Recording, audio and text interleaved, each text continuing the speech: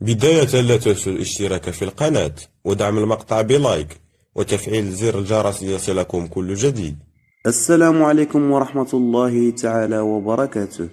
أعلنت الجامعة الملكية المغربية لكرة القدم يوم الاثنين 1 يوليوز 2024 موعدا لإجراء مباراة الجيش الملكي والرجاء الرياضي برسم نهائي كأس العرش. وأعلنت جامعة كرة القدم في بيان رسمي أن المباراة النهائية لنيل كأس العرش برسم الموسم الرياضي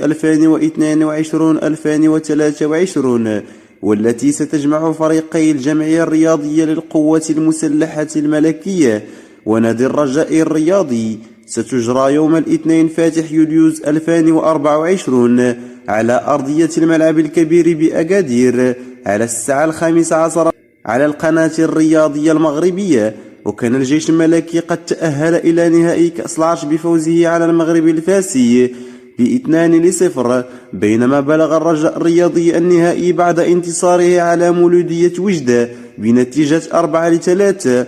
والسلام عليكم، إلى لقاء آخر ومع مستجدات جديدة.